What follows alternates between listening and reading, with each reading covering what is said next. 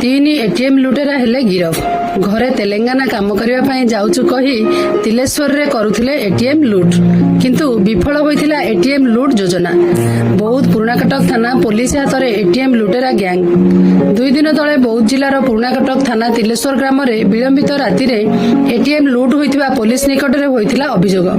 एबे पुलिस 4 जणिया लुटेरा गैंग मध्यरु 3 जन को धरिबारे सफल होइछि।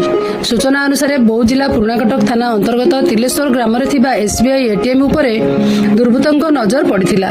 2 दिन तले विलंबित राति 4 जन एटीएम लुटेरा आसी एटीएम भांगी टंका लुट करुथिले किंतु शब्द शुणी ग्रामवासी एटीएम निकट में पहुंचीथिले।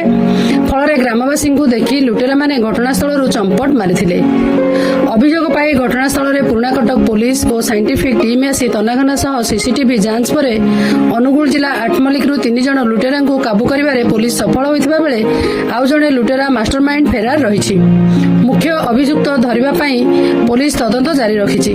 तेबे थानारू मिलिथिबा सूचना अनुसार अभियुक्तଙ୍କ ठारू एक नानो कार 3टी मोबाइल जीपैड मोबाइल कईची suitcase airbag chloroform oxygen cylinder cutter plastic दौड़ी पुलिस और सिक्यूरिटी यूनिफॉर्म आदि जबत करा जायछि। ए समस्त लुटेरा माने हेले गंजाम जिला शेरगड़ अंचलर रोशन राउत अन्य जने हेले कटक सेनिमनार छक पुरीघाट अंचलर सुरेंद्र सेठी कटक खाननगर अंचलर देवाशीष प्रधान होइथिबा बेले मुख्य आसामी फेरार मारिछि। उक्त लुटेरा दल घरे परिवार लोकंकु तेलंगाना काम करबाकू जाउछु कहि तिलेश्वर पहुंची एटीएम लुट उद्यम करथिले। लुट रे व्यवहृत सामग्री नूतन थिबा नै पुराणाकटक पुलिस पक्षरु सूचना मिलिछि।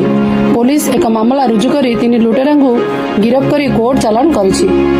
बौद्धरू बैद्यनाथ सामलଙ୍କ सहित हरभंगारू चित्तरंजन सिंह रिपोर्ट मो जिला खबर।